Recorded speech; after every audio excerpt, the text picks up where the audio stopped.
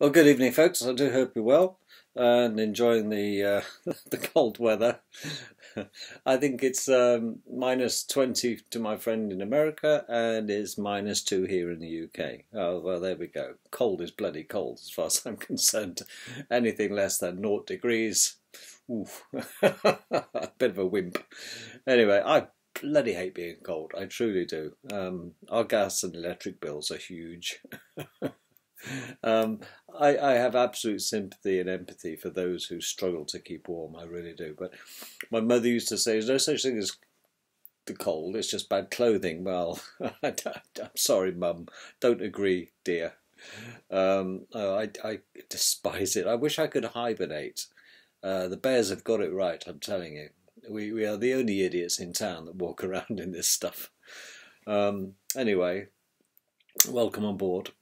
Um, Parents are quite wonderful things, really. Thank God for them, eh? Without them, we wouldn't be here, would we, folks? Not at all. And it is a lottery, isn't it, really, when you think about it, who your parents are. It is such a lottery. You by being here as a little spermatozoa, swimming about in your dad's scrot, sorry to be so graphic, um, you're one of probably 600 million being out there in the race for fertilising that egg, as they say, Cogger, down in Southampton. Yes, you with a winner, so everyone's a winner. But it's staggering to me how many of those winners become absolute losers. Loser. Just have to look around, don't you, to think, my God, 1 in 600 million, and here he is. Spot the brain cell. Nature's strange, isn't it, really? You would have thought that if you beat the odds, your very first chance of getting to that egg and fertilising it, you beat some serious players. Talk about being in the right place at the right time. Serendipity. It was your destiny, Luke. It truly was, and you beat the crowd. So nobody really is born a loser. They become losers, quite frankly. Because not only do you become a wonderful human being, it's taken you 9 months, hopefully, to develop into such, male or female. I'm sorry, but I don't go for all this trans stuff. I think it's a deliberate bastardization of our society. All this hankering to the panderings of, I'm transsexual. Oh, get real, get a life. Listen, if it looks like a duck, walks like a duck, and quacks like a duck, it's a duck. Okay? I don't care if the duck has an identity crisis, personally. Get over it. Get over yourself. And stop being such a drama king or a drama queen. Okay? If you like women and you're a woman, you're a lesbian. And if you like men, you're homosexual. End of. There you go. And some like 'em both. Well, if you putt from the rough on occasions, it's not my business. I'm not going to be judgmental. But then we have subdivisions, as though we really need another bloody complication in our society, don't we? We have to be, I'm offended. Well, get over it. I'm offended by you expecting me to accommodate your stupidity, you attention-seeking little farts. Don't get me started. I have no time for transsexuals. I have very little time for those who spout on about their lesbianism or I'm gay. Well, so bloody what? You wouldn't be spouting your mouth off like that in the 40s, would you? In the 50s? Oh no, you wouldn't be so brave. But you see how we've become such a soft touch in our society now. And it is corrupting the minds of children from day one. But much of our parents, not if you're not a millennial. If you're a millennial, I get it. But if you are not a millennial, I'm not a millennial. Since I'm 56, 57 actually. I'm 58 this year. Looking forward to it. Another step closer. I look back and wonder that, you know, my parents taught me well. I adored both of my parents. I was very lucky to have terrific parents. I understand that. I had one of each.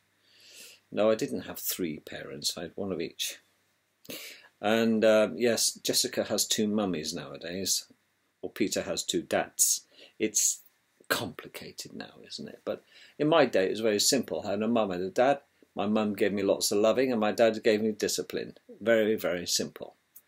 And they both educated me in their own sweet way. And I loved them for different reasons, but I loved them equally. And they talked a lot of sense because their parents taught them and their parents taught them. So I have this gene pool to select from because I did meet my grandfather and my grandmother, and that's about the sum of it. And only on one side I met my father's parents. I never got a chance to meet my mother's parents since they both had an early demise, sadly, by the time I was born. But the reason I'm saying this is that old people, they used to live by a set of rules which worked for them. And if they work for them, they'll probably work for us. And these rules were founded on common sense. Think about this for a minute. What are these sayings? You hear them. Look before you leap. Now, yes, I get it. I've done a video like this before, but I eradicated it, or they did. So I lost it, and I want to put it out there again, just in case you missed it. But it does bear repeating. So think about this. Where does this look before you leap? Let's analyse this then. How many times have we acted precipitously and thought, shit, you know, did you do your due diligence before you jumped? That's what it amounts to. Did you check it out to see what was over the wall that would be meeting you on the way down? Where you're going to land? How far is it? Is it cold? Is it hot? Is it survivable? Will it be a pleasure or a hell? Will it be a heaven? Look before you leap. Sound advice. Due diligence, they call it nowadays, don't they? Have you done your due diligence? You mean, have I looked before I leap? Yes. What about the other one? A stitch in time saves 9. Now, in the olden days, of course, you had a little tear in your shirt, for example. You throw shirts away nowadays, but, a little tear. Caught it on a rose thorn. Why throw a shirt away, you see? But if you repair it, it'll only take a couple of stitches. But if you leave it, it'll get bigger. And the implication there, of course, is sort the problem out sooner than later, because later it'll be a bigger problem, which might lead to disaster. So stitch in time saves 9. Well, that's pretty good advice. Look before you leap, stitch in time saves 9. I'm sure you can think of many others. But the other one that fascinated me most was be careful what you wish for. And that seemed to be quite a recurrent one. Oh, I wish I could do that. Oh, I wish I could do this. You know, as kids we all wish. Make 3 little wishes every time we had a birthday cake, or we found a sixpence that recently, or threepenny bit in our Christmas puddings. Do you remember the days? It's a threepence. I remember the threepenny bits. I do. These brass coins. And my mother used to try and trick us by putting silver sixpences in them as well. And it was never quite safe. Swallowed a few of those because they're quite flat and almost... they slide down so well. Yeah. Be careful what you think about. Most of the time. And I used to think, oh God, you know, I used to think about all sorts of naughty things as a kid. Nothing like, oh, don't think about it. Don't think about it. Because I used to think about evil things, not doing them to other people, but having them done and thrust upon me. And I used to be a little bit cautious. I was a cautious child. On occasions, mostly cautious, because of this look before you leap bit. Yes, I was trying to live by these little basic rules. And one I didn't take advice about was don't talk about other people. Don't talk. If you're going to talk, you know, it's best to talk nice things about people, otherwise don't speak. And I used to talk horrible things about people. It got me into a lot of trouble. Lesson learned. Yes, I've got nothing nice to say about somebody, don't say it. Okay, think it, but don't say it. Because it'll come back and bite you tenfold. Couldn't quite figure that one out until I got a smack in the mouth a few times. So you live and learn. But I was still obsessed with this. Be careful what you think about. Be careful what you wish for. And I put it to the back of my head, quite frankly, as I grew up. And you hear other words in life, don't you? Oh, what a coincidence. Now some people say there's no such thing as coincidence, it was meant to happen. Okay. What about serendipity then, being in the right place at exactly the right time in all the world, in all the places? Marjorie, I'll meet you in this bar. And, you know, had I turned left down that avenue, I didn't. I turned right and I come to this bar and I met you, and then we got married and then we had kids. And had I turned left, we wouldn't have been having this conversation. Life is like this, isn't it? It's where we are right now. It has either been a series of unfortunate events and you regret being where you are, or it's been a phenomenally complicated yet very fortuitous and lucky business for you, especially if you're happy. Think about this. The journey that you have had so far, you are in life exactly where you deserve to be. Now you can blame other people. You can blame, I'm a victim of circumstance, as so many people do. But you're in life right now, listen to me. For everything you've thought about, done, said, walked, talked, walked the walk, talked the talk, whatever. You are here. You have that amount of money in the bank. You have that amount of problems. You are doing the job. Maybe a job you don't like, but hey-ho, you fell into that one quite by accident. Nothing happens by accident, folks. It is all predetermined by you. And you can say, oh, I'm a victim of it. No, you're not a victim. You're a victim of your own thoughts. And there's one sure thing is that thoughts become things. Ask any inventor.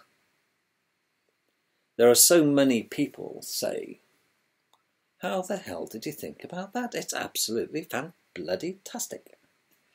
I don't know, I was just sitting there eating my cheese sandwich and I just thought about it. It just popped into my little head. Well, here's the deal.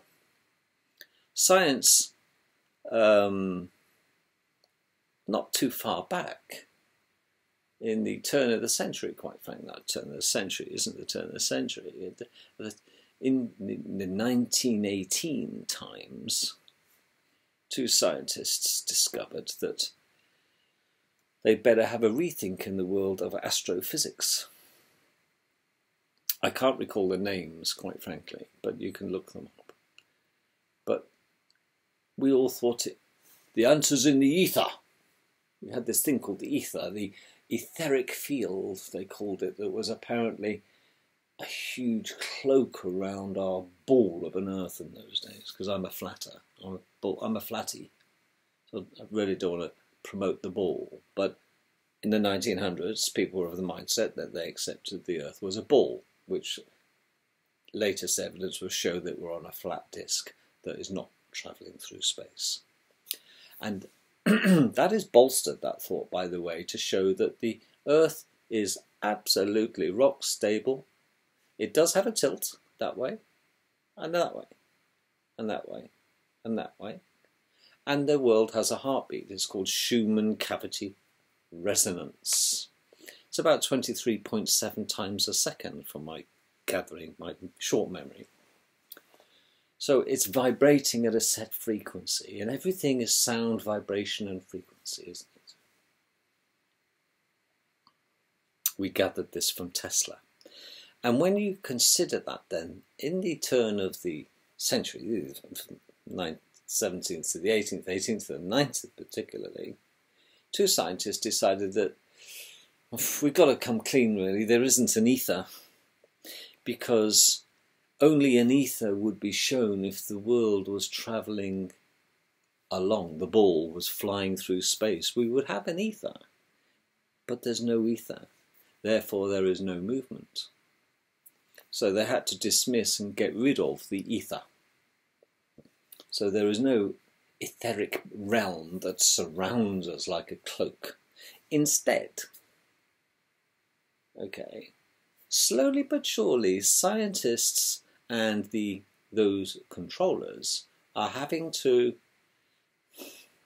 break it to the children that mummy and daddy have been lying all along. But they can't tell them all the truth and all the lies at once. They have to throw us little crumbs. Like, you know, if you want to feed a duck and get them coming towards you and accepting you and trusting you, you can't get a loaf or a bun and lob it into the crowd of ducks. They'll all fly off and think, sod this.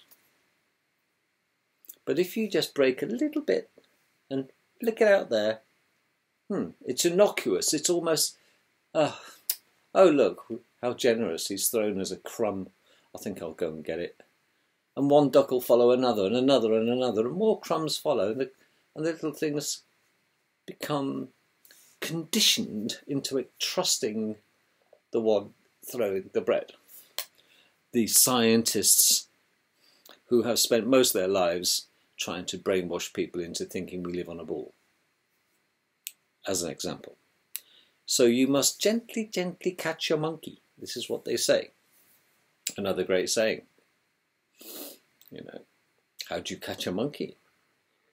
Well, any fool knows that if you get hold of a monkey in the desert, or Africa, for example, you know, or you try to, if you want to catch a monkey, you dig a little hole, and monkeys are great observers. They'll watch you, because the one thing you need to do is find water if you're needing a drink. And who knows where the water is? The monkeys do. And they're very guarded and hidden about where they want to share their water with, in a little pond that they know where it is and you don't, and you really need a drink. First thing you do is get yourself a monkey. You can't follow these little suckers, they're too fast.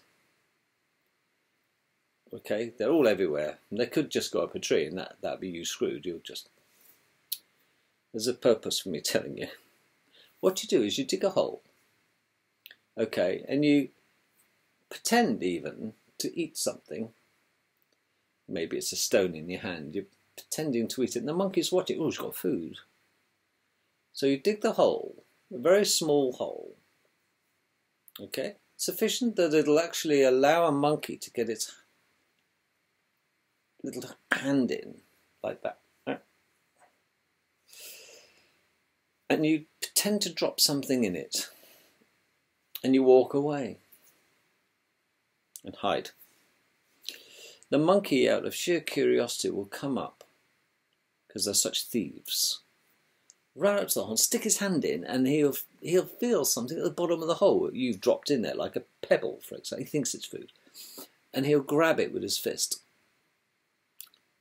And you rush him at this point, and he's so obsessed about not losing his prize that he'll give you time to wrap a rope around his leg or his waist, and eventually he'll let go. Okay, but you leave him to struggle for a while, and in the struggle, the monkey will return, he'll get thirsty and he'll want to drink. And you follow him. Okay? You've got him roped. And he's going to want to drink. He's going to take you to his waterhole. That's how to catch a monkey, by the way. Perhaps could have said it a bit better, but you get the gist. Once a monkey gets his hand in a hole, he'll create a fist, he won't let go, and he's so stupid, because if he did let go, he could escape, but he isn't going to share it with you. He'll fight to the death threat. Yeah, because he's hungry. So there we are. What you can do, of course, is feed your monkey a couple of salt tablets. He'll lick them, he'll love them to bits. But he'll get thirsty. And then he'll want to drink. And the next thing that monkey will do when he's eaten those salt tablets is lead you to his water pot. And you've got a rope on him. There we are. So there's all these little things that we learn how to do. First, catch a monkey. And this is what the scientists have done in human beings. They've drip-fed us bullshit for most of our lives, and now they've been caught with their pants down because human beings have become enlightened. The internet has done such a lot of damage for the elites who seek to control us, because we can all now communicate with one another as a gang of ducks on the pond to say, hang on a minute. You know, they might have got away with it a few years ago when the word travelled slowly, but the word travels instantly nowadays. You will know precisely from UK to Australia what's going on within a second of somebody posting something of truth or a lie. But I still can't get over this serendipity. Be careful what you think about. Because I can honestly say to you that it's happened to me recently again. I'll explain why in a bit. But the number of times when people do something or something happens, they go, oh crap, I knew that would happen. I've been thinking about it for ages. And guess what, Betty? It's happened. What was that then, George? Oh yeah, you keep going on about it. What, has it happened, really? Yeah, I can't believe it. Bloody bad luck, that is. There's no such thing as luck. It is the power of attraction. That's what it is. And we don't, us mere mortals, quite grasp. Be careful what you think about. And I cannot stress that enough to you. There are groups of people on this world that make it their business to keep such knowledge hidden. They will take the piss out of it. They will accuse you of being stupid and yada, because denial is the best defense, isn't it? Don't be ridiculous. It'll never happen. Well, you keep thinking about it. It might not happen tomorrow or the next day or the next week or the next year, but it'll happen. And maybe 8 months, 10 months. You see, certain things have a way about them, and they have a delivery time, a little bit like Amazon. But if you think about it often enough, it's like having something you want. And the problem is with wanting things, is that you suffer from this, well, I want it, but, you know, how am I going to get it? That's the problem. And then there's a why. Why do you want it? Now, you can attract into your life good things and bad things, and you can, you can benefit from that. But first of all, people don't do it because they get put off by thinking, how am I going to do this? How am I going to do it? There's no way. There's just no way. How am I going to do it? I just haven't got the money. I haven't got the time. I haven't got the skills. I haven't got the skill sets. But the why do you want it? Has to be important. You see, the how doesn't matter if the why is big enough. And this is a real tough concept. We're not talking money. We're talking about your life and what's going to happen in your life and what you want to achieve in your life. How am I going to do it? It's just a pipe dream, Betty. Well, George, I know, you know. But stop fretting about how you're going to do it. Because if the why is big enough, and it's the pure enough reason, this world, this universe, will facilitate you. And that is the power of attraction. Do you remember? I told a story a few weeks back about a woman who got out of a disastrous marriage with a wife-beating bastard that he was. And she decided that, in a couple of years' time, she's going to go from London, she's going to go to Sydney, Australia with her best friend, Gladys. And they're going to go and hit Sydney, because they both dreamed of this. And now the pain in the ass wife-beating bastard is gone. They're going to have the money and they're going to have the freedom to do it. And they go to Sydney. And the girls go into a nice five-star hotel. And they decide, let's hit the local scene. They go down to Kickawagalong, which is a village up the road there. And they go into a bar, and one girl sits down. He says, sit down, I'll get the drinks. And she goes to the bar. And she orders a drink off the barman. There's a guy sat at the bar with her back to her. And she stands there. Good day. I'll have a lemonade and a Cinzano. And she looks to her side to see the guy next to her. And guess who it is? You can guess who it is. In all the places, in all the world, in all the cities, in all the country. Who is it? Yes, top marks. It's the ex who used to beat her up. What are the chances? You couldn't make this shit up, could you? But it happens to people time and time and time again. Bad luck, we call it. You see, he's been thinking about her. Maybe. Maybe the problem is him, not necessarily her. You see, one of them was been thinking about the other a little bit too much, and they've attracted themselves like a north and south on a magnet, back together for two totally different reasons. She's glad to get rid of him, and he regrets what he's done, and he wishes she was back. There we go. Well, some things, Luke, it is their destiny. And this is the power of thoughts and attractions. And this is the basis of prayer. Now, you don't have to be religious to pray. Because when you analyze what a prayer is, of course, maybe you're putting out to not the ether. Now, we know doesn't exist. We're putting out to the power of the universe that we're in, okay, that does have a God, a creator, because it would be churlish not to think that there is such a being. We just got to eat our humble pie and realise that humans ain't all that. When you look at the majesty of other creatures on this world that could do so much more than us. Anyway, I can't fly, and I've been obsessed with birds all of my life. I'm equally obsessed with insects. I was always obsessed with how a bumblebee manages to take off when mechanically, mathematically, it should be impossible in theory.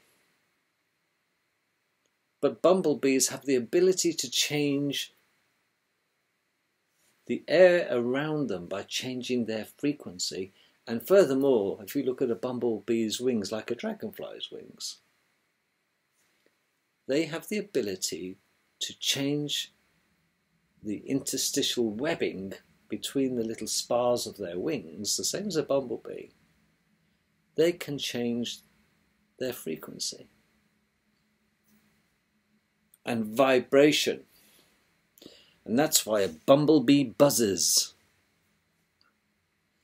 And when you listen to Winnie the Pooh, for example, I know I'm going around bouncing a ball here. It'll all make sense. I remember reading Winnie the Pooh when I was about 6. And I remember, because he used to like getting honey, didn't he, Winnie the Pooh?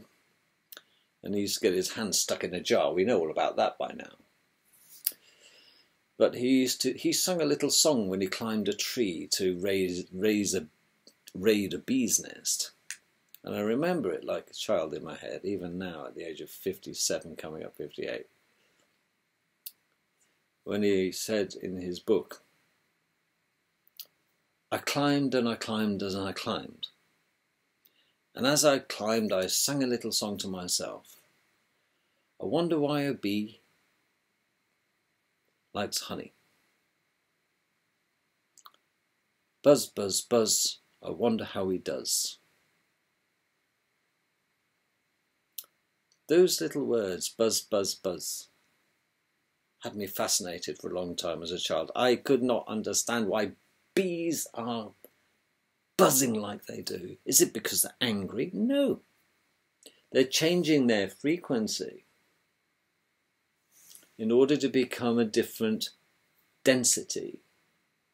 So their wings would find it easier to fly them around in our current state of the theory we call gravity, because gravity is a theory and it's all about density, and mass is weightlessness. And this is how dragonflies have got this sussed. Have you seen how these things can maneuver at super fast speed? And they do the same with their wings. Their wings have a membrane on that they can vibrate at a set different frequency, and they become super efficient. We know nothing about what nature can do. Who designed the pitcher plant? This trumpet-shaped funnel that comes and smells like rotting meat inside, but for passing insects, oh, it's heaven. It's a McDonald's. They land in the trumpet end, the wide bit of the trumpet, into the pitcher plant, which is wafting out the smell of rotting meat, and the flies love it. And they land on the plant, and it's quite good here. Polymonosis, proboscis, and he's going in and in and in. He gets to a point where he has to get down into the watery bit at the bottom. They don't like water. So he thinks, and he's having a look, and he's trying to reach in. One more step, he'll get there, and he'll get to the juicy, smelly stuff. And suddenly, it's very slippery, and he loses his footing. Splash, he's in. And in no way he's going to get out. Because that liquid isn't water, it's digestive juice. The fly drowns, gets digested, the plant absorbs all the minerals. There. And the next one. One born every minute. Another fly comes. Who designed this? Someone greater than us. Some being. And this is what created the universe. Okay. But it's all about rods and cones, vibration, frequency, isn't it? As Tesla said, sound, vibration, frequency, and magnetism. And a thought becomes a thing. A thought. First, in the beginning, there was the word. The word created vibration. The vibration created speech. The speech created understanding. And it became a thought. It's so simple. But you try telling the kids of that today. They'll think you're a nutter. But tell you, some seriously, seriously intelligent people, very, very successful people, make an awful lot of money without being the slightest bit clever. You see, the idea of how do you become successful and rich, how to become a one-percenter if you like, Well, you do the complete opposite of what 99% of the population do. You perhaps do apply and believe and apply the 1% people apply in their lives that we don't. That's all. They think differently, and they are better educated, and they have an open mind. Because there's one thing that history is a great teacher, isn't it? And they are very, very patient. This is why the Rothschild cartel, they think in generations. They don't think about my career. They don't, because they're convinced they're going to reincarnate into a stronger being and carry on. And who knows, they may just be right. And this is why they think long term. They don't think in their generation, they think generations ahead. They plot in 50, 100, 150 advances. And we don't. We just plot for our, if we're lucky, save for my pension for a rainy day. What's the rainy day? But if you're not happy about something that's happening on the world at the moment, what would be a pipe dream? Oh, it'd be lovely. Oh, I could have that there, I can move that, get rid of that. Well, you can. You can have that. But it's not going to happen until somebody makes a start and keeps at it. Okay? And maybe in 300, 400 years, if they keep at it, the people that surround you keep at it, and they pass it on to their children and their children and their children. They keep at it. Eventually, you see, you'll get what you want. But most of us are quitters. We quit at 99%, don't we? Oh, sod it. Because we want instant gratification. Well, in bringing this video in for a landing, all I will tell you is that there's a great book. There's many great books. But I do want you to be understanding of this. Understanding. Jordan Maxwell made a good explanation of that word, understanding. I say, do you get me? That's a peasant's way of me saying, do you understand the concept? Oh yeah, I understand. Well, they don't really understand, because they don't know what the word understand comes from, and what's its root meaning, and where did it come? Where did these words come from? Do you understand? Well, I didn't until I now understood where understand comes from. If you go into a ground floor flat, and there's a flat above you, maybe upstairs, maybe you've got another flat above you, and that couple upstairs want to buy a grand piano. They weigh about a ton. The biggies, the big ones do. Well, not 3/4 of a ton. Let's just say half a ton then. Let's be conservative. Could be a mini grand. It's still going to be bloody heavy for the roof joists to take, your roof joists. And you might have a piano drop on your head. So what the couple upstairs do, and they have to understand, they'll do a site survey. They'll come down, if they've got any sense, and say, we want to buy a piano and put it up there where we live.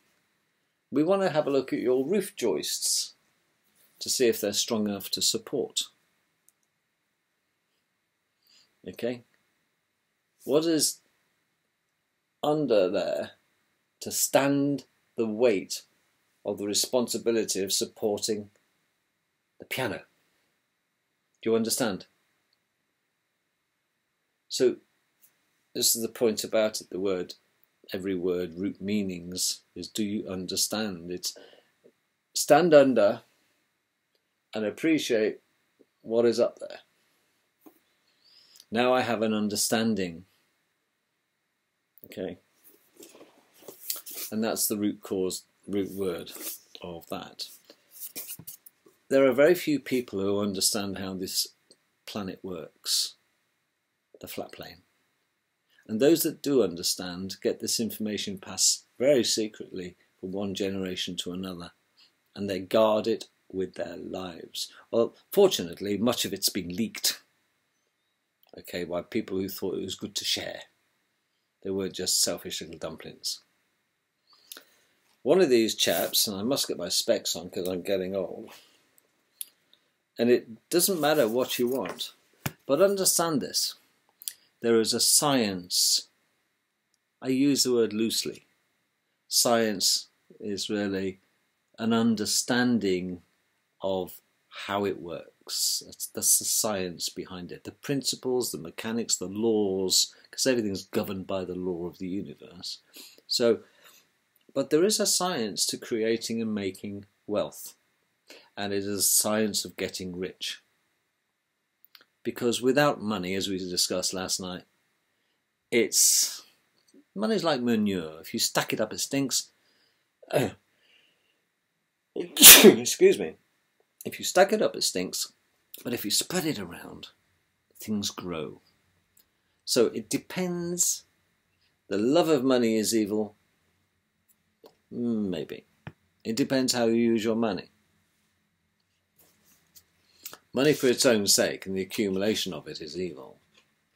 And that's what the bankers do. But for you and I, who are altruistic to the extreme and want to help, money is an absolute must.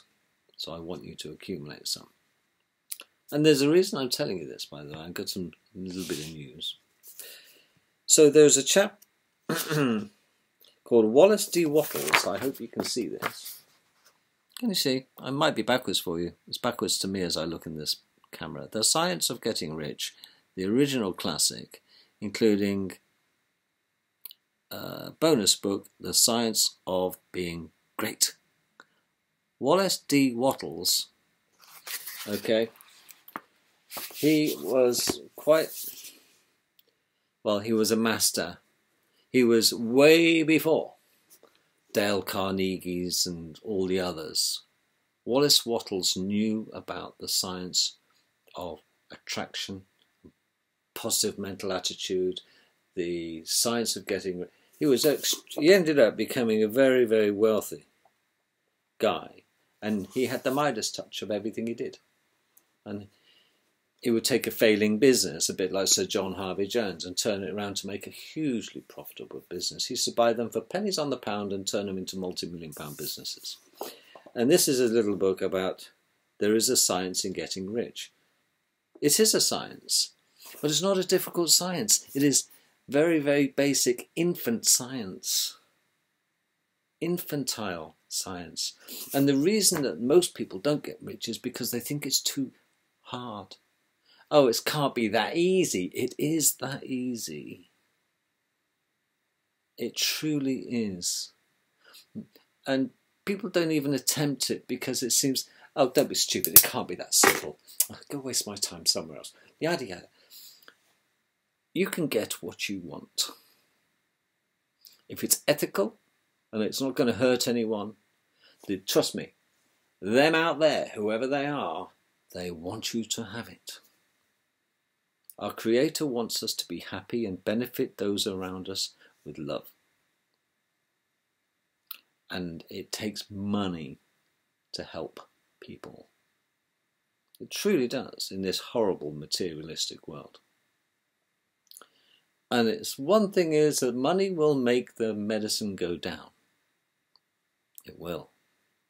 Try living without it. You can't. Such as the previous video will tell you that I did last night. And money is a way of controlling human beings. Well, be careful what you think about. You might just get it. So think nice things. Okay, and if you can't think well of someone, don't think about them at all, and don't talk badly about anybody. Good advice. I wish I'd listened to it earlier. It would have saved me a broken nose and a few black eyes. But I learnt. But there's one thing I want to say in this video, rather strange enough, is that it's everyone's dream, I suppose. We've got to have a dream. And if you don't have a dream, how are you going to have a dream come true? Heard those before? Very true. What's the point? Well, the point is this. You will get what you want in your life when you've helped enough other people get what they want. Does that make sense? I hope so. You've got to help enough other people get what they want. And then you'll have in abundance what you want. Most people say, come on, why should I do that? Because it's better to give than receive. But when you give enough, boy, will you receive tenfold.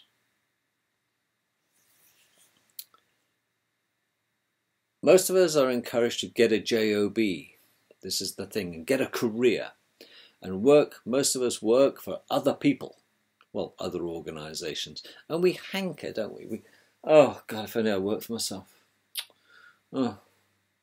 And I went through exactly the same. I spent an awful lot of time working for other people and other companies and the military. Other people. Put my life in danger a couple of times. How lucky I've been. How serendipitous life seems to get. Yeah.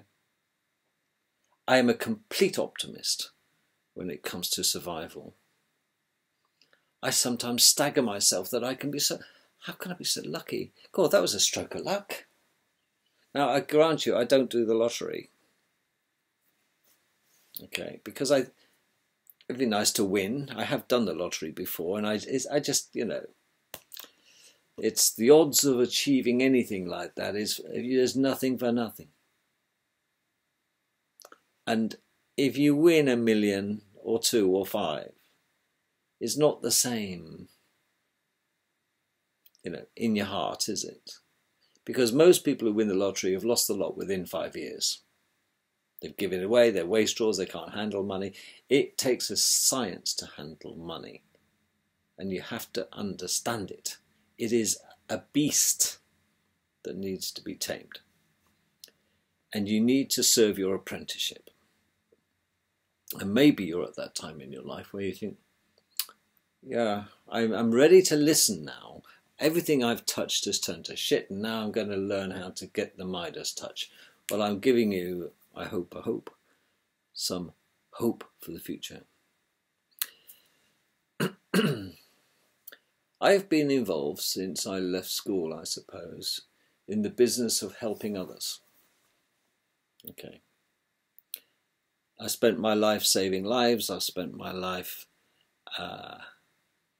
protecting other people.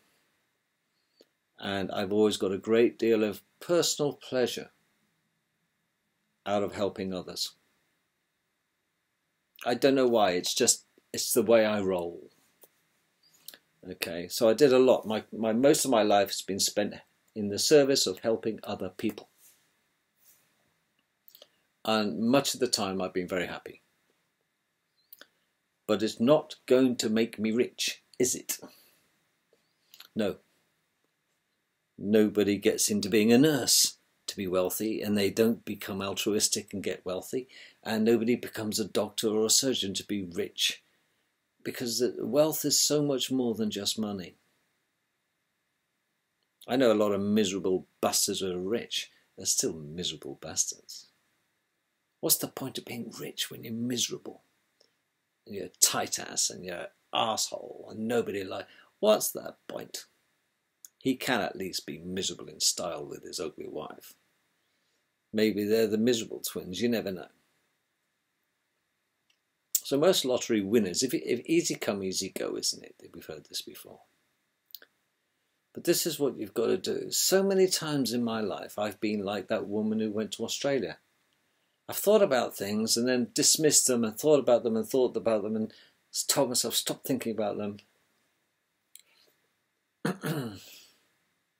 And maybe 1 year or 2 years or 3 years or maybe more in the future, I've bumped into someone that I thought about God bloody hell. I haven't seen you in what, 4 or 5 years? Ah. How are you? And you know, strange thing is they often say, do you know, it's a coincidence, I was thinking about you too. And then you start reminiscing about the good old days. But sometimes when you want something in your life, and you just know that there's no way you're going to ever get it, or find someone who knows how to do it, or you're seeking some particular skill set, oh, if only I knew somebody who could do that. And you dismiss the idea. And maybe a week, month later, day, fortnight, whatever, you bump into someone and have a conversation. So what do you do for a living? I design Ujima flips. I know, but that's what I do. Oh, bugger me, I've been searching everywhere for somebody who can design Ujima flips. Well, I don't advertise, but it's not. But I need you. I've thought that person into my life, believe it or not, and just through a conversation, out of all the people in all the world, he does Ujima flips. And I need him right now. Talk about right place, right time, right person, right skill set. Like that. Is that serendipity? Is it a stroke of luck? No.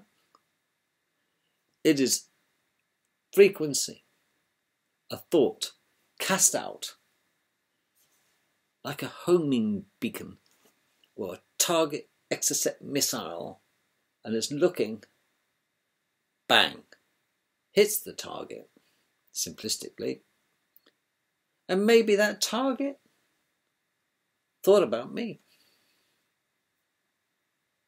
And he sent up, by that thought, something to me. Something brought us together. And I don't suppose we'll ever know about this. But it is a vibrational force. It is something that surrounds us. The power of attraction. And when they say, be careful what you think about, you be careful. There are people who can think themselves well, and there are people who can think and have thought themselves ill. We know about hypochondriacs who swear blind that they've got cancer of their colon, and no, they haven't. No, she's been saying that for 30 years. Guess what? Last week she was diagnosed with cancer of the colon, and we didn't believe her. She didn't have it when she started. She became what she thought about most of the time. She got what she thought about most of the time. And you've got to be so careful what you think about most of the time. Well, for me, I've thought about most of the time of finding a job, job, and getting out of a job, but finding something useful to do with my time that's going to benefit the whole of humanity. And I got in, as you know, into treating patients, not with drugs, but with lasers, laser light. Okay. We're not talking skin cutting or eye correction lasers or these lasers, but therapeutic light. Lasers, like imagine a laser pointer pen. They're lasers technically, but a very, very low power set wavelength. As the wavelength they serve is, decides of how deep the light will penetrate the human tissue. Okay. So it's all about vibration and color and density. So the higher the frequency, the more power. All right, the different wavelengths are more powerful than others. But I digress. I don't want to talk about laser science. What I want to tell you is this. We are light beings. We are electric beings, quite frankly. Okay, and our body relies on light. If you get locked up in the pitch black, very shortly, you'll die. Because your body needs light. Number uno, we are light beings. Okay. So understand that. So I've always been after a way of getting that out quick. So I became a laser therapy consultant for repairing tissue damage on damaged human beings. And I love it. It ain't for the money. I kid you not. Because the reward isn't just the money. The reward is putting someone back together again like Humpty Dumpty, drug-free, surgery-free, and contributing to their welfare. I'm building smarty points and karma points like you can't believe. The frustration for me is that it's hard to do it on your own, because it's a relatively new form of treatment. Pharmaceutical companies poo-poo it, they dismiss it, of course they would. The NHS dismisses most of it, because of course they would, because they're funded primarily. The NHS is funded by the drug cartels, Rothschild's owned. Okay, so we know that they stifle alternative therapies. All over the UK there are healing centres opening up where people go to do all sorts of alternatives now, which is fantastic. We have tapping, we have psychotherapy, psychocounselling. It's mind, body and soul. And that's where we're going. And it's all about vibration, light, frequency, and no drugs. Thanks very much. Okay. But how can I expedite the good that I'm doing?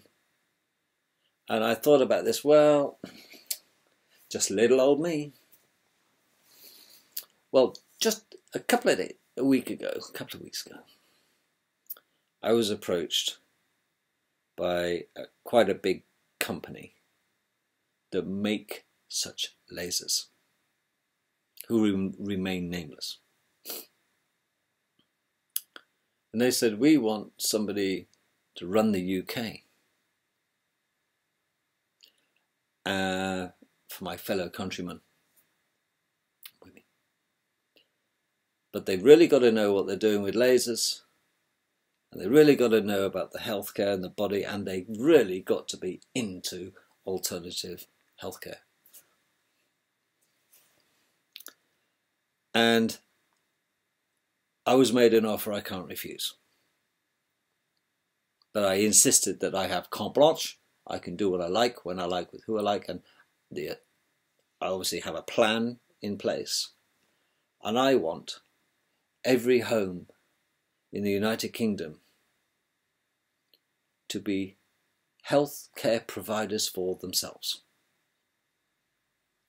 and buy themselves a laser.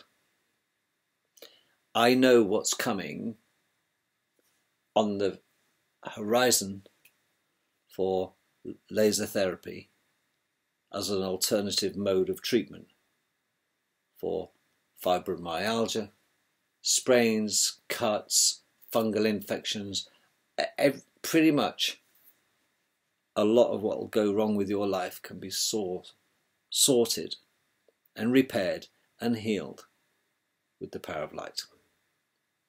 And the evidence is out. It's just that the doctors suppress it because they see it as voodoo medicine. Yes. But it dropped on my lap, this opportunity.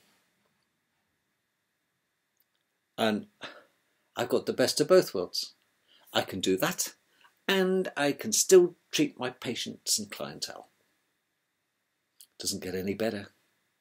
And to top it all, I get paid for both.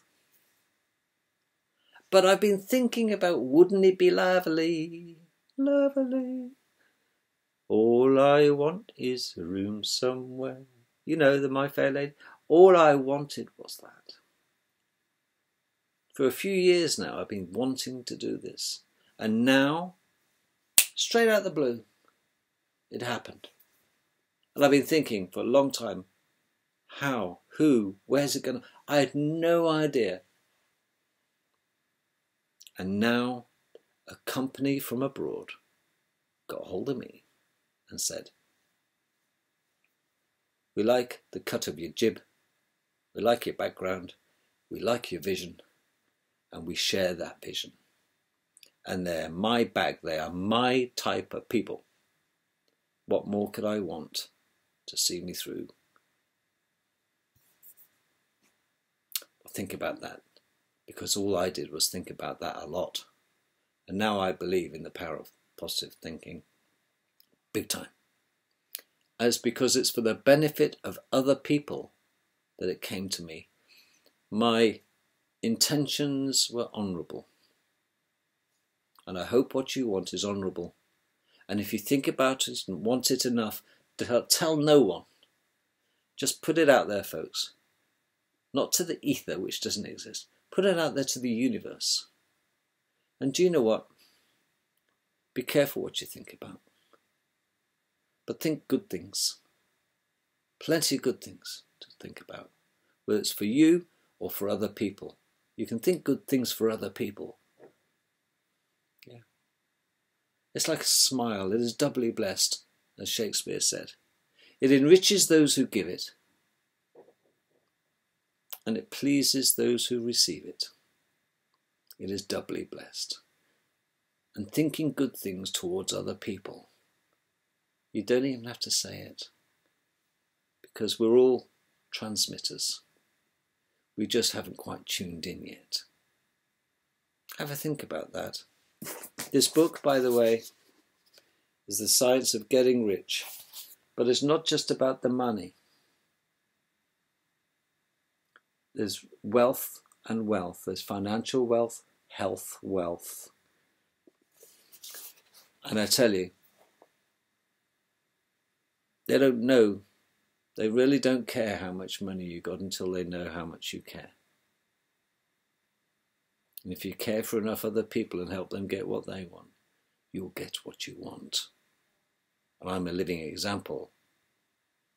I think, therefore I am. Take care. Think about that. And tell no one. Just think. Enjoy and succeed. Love you all. Catch you tomorrow.